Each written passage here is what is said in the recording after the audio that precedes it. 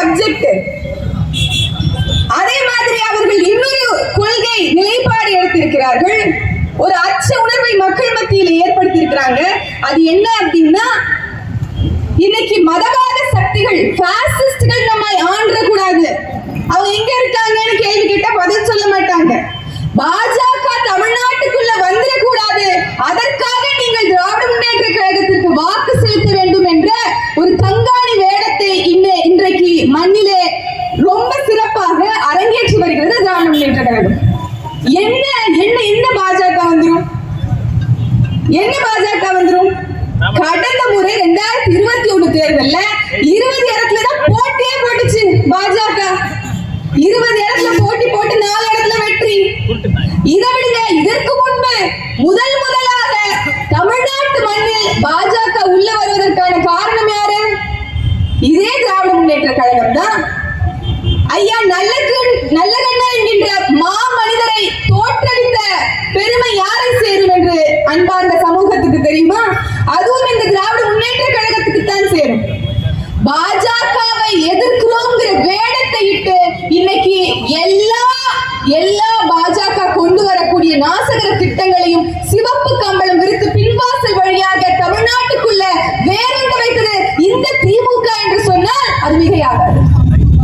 எந்த நாசகர திட்டத்தை வேணாலும் எடுத்துக்கோங்க, ஹைட்ரோ கார்பன், மீத்தேன் எல்லாத்துக்கும் அவங்க முதல்ல ஆரம்பிச்சு விட்டுருப்பாங்க. இவங்க பேர் வச்சு அதற்கு பாராட்டு விழா நடத்துவாங்க. அப்படியாக இன்னைக்கு எல்லா நாசகர திட்டத்தையும் கொண்டு வந்திருக்கிறது இந்த திமுக. அதை எல்லாத்தையும் இங்க செயல்படுத்தி கொண்டிருக்கிறது திமுக. அங்கே பாஜக கொண்டு வந்தது என்ஐஏ, ஜிஎஸ்டி எல்லாவற்றையும் இப்படி பாஜகவை எதிர்த்து நாங்கள் நிற்கிறோம் என்பது முழுக்க கண்காணித்தனம். ஏன்னா கடந்த காலத்துல நீங்க எல்லாரும் புரிஞ்சுக்கோங்க, ஆர்எஸ்எஸ் உங்களுக்கு தெரியும் அது எப்படிப்பட்ட ஒரு இயக்கம் என்று. அந்த ஆர்எஸ்எஸ் இயக்கத்தை திராவிடர் கழகம் போல ஒரு சமூக இயக்கம் என்று பாராட்டு பட்டம் சூட்டியவர் மரியாதைக்குரிய ஐயா கருணாநிதி அவர்கள். மரியாதைக்குரியன்னு சொல்லும் போது நீங்க எல்லாம் வருத்தப்படக்கூடாது. நான் இப்படியே பேசி பழகிட்டேன் அப்படிங்கறனால நான் அந்த மரியாதை அவருக்கு கொடுக்கிறேன். ஆனால் இங்கே எல்லா நாசகர வேலையும் செய்தவர்கள் உங்க எல்லோருக்கும் தெரியும். இங்க பாபர் மசூதியினுடைய இடிப்பு ஒரு பெரும் தாக்கத்தை ஏற்படுத்துச்சா அப்படின்னா இல்ல.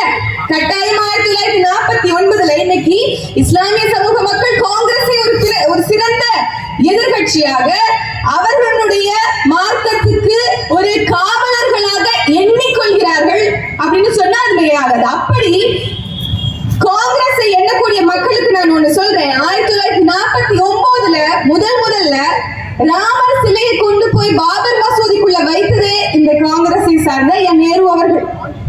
அதற்கு பிறகு அந்த சர்ச்சை ஏற்பட்டு பாபர் மசூதி மூடப்படுகிறது. 1989 ராஜீவ்காந்தி மீண்டும் வந்து எல்லோரும் ராமரை வழிபடலாம் என்ற அந்த கோவிலை திறந்துவிட்ட பெருமைக்குரியவர் ஐயா ராஜீவ்காந்தி. தொடர்ச்சியாக இஸ்லாமிய மக்களுக்கும் இந்து மக்களுக்கும் சண்டையை மூட்டக்கூடிய வேலையை காங்கிரஸ் செய்து கொண்டே வந்திருக்கிறது. அதற்கு பிறகு 1992 பாபர் மசூதி இடிக்கப்படுகிறது. அப்போதும் நரசிம்மராவ் ஐயா காங்கிரசினுடைய ஆட்சி தான். ஆனால் அங்கே உத்தரப்பிரதேசத்துல பாஜகவுடைய ஆட்சி இடிக்கப்படும் போது, இது எல்லா சம்பவம் நடக்கும் போது, இந்த கொடுங்கோன்மை நடந்து முடிந்த பிறகு ஐயா கருணாநிதி அவர்கள் கிட்ட மைக்க நீட்டி கேட்கிறாங்க, இப்படி ஒரு சம்பவம் நடந்துச்சு அப்படின்னு. இதற்கும் பாஜகவுக்கும், அதாவது பாபர் மசூதி இடிப்புக்கும் பாஜகவுக்கும் நேரடி தொடர்பு இல்லை என்ற பொன்மொழிகளை உதிர்த்தவர் ஐயா கருணாநிதி. இப்படிப்பட்ட ஒருவர் தான் பாஜக. அவருடைய வழியில் வரக்கூடிய இவர்கள் தான் பாஜகவை எதிர்க்க போறோம், நீங்க எல்லாரும் நம்பணும், பாஜகவை எதிர்க்க போறது இந்த ஐஎன்டிஏ கூட்டணி, இந்த அப்பா ஸ்டாலின் அவர்கள் தான் அப்படிங்கறத நம்ம எல்லாரும் ஒப்புக்கொள்ளணும். இங்கே மண்ணில் வந்திருக்கக்கூடிய வளம் எத்தனையோ பேர் ஆட்சி ஆண்டிருக்கலாம், எத்தனையோ பெருமக்கள் இந்த மண்ணை ஆண்டிருக்கலாம். ஆனா யாருக்குமே வளத்தை கொள்ளை கொள்ளணும், இங்க இருக்கக்கூடிய மணல் வளத்தை கொள்ளையடிக்கணும் அப்படிங்கிற எண்ணம் இருந்திருக்காது. ஆனால் இந்த திராவிட கட்சிகள் அரை நூற்றாண்டில் சாதித்தது என்ன அப்படின்னு கேட்டா, மாறி மாறி இந்த வளங்களையும் நிலத்தையும் மண்ணையும் நீரையும்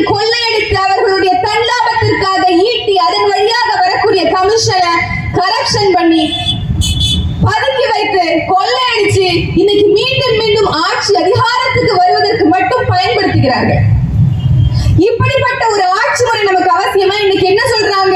இஸ்லாமியர்களுடைய பாதுகாவலர்கள் நாங்கள் தான். உண்மையா சொல்லணும் அப்படின்னா 3.5 விழுக்காடு இடஒதுக்கீடு இருக்கு இஸ்லாமியர்களுக்கு. ஆனால் இஸ்லாமிய பெருமக்கள் இங்க எவ்வளவு பேர் இருக்காங்க தெரியுமில்ல? 7ல இருந்து 10 விழுக்காடு பேர் இருக்காங்க. ஒட்டுமொத்தமாக சேர்ந்தோம் அப்படின்னா கிறிஸ்தவ இஸ்லாமிய பெருமக்கள் மட்டும் 15 விழுக்காடுகள்.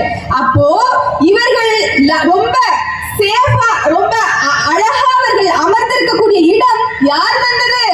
யார் தந்தது? இங்க இருக்கக்கூடிய இஸ்லாமியர்களும் கிறிஸ்தவர்களும் தந்தது.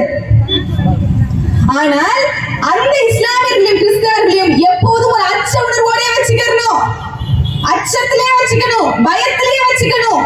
அதற்காக உருவாக்கப்பட்ட சொல் தான் பாதுகாவலர் என்ற சொல். இஸ்லாமியர்களுடைய பாதுகாவலர்கள் நாங்கள். கூச்சமே இல்லாம இன்னைக்கும் சொல்றாங்களே யாரு? திமுக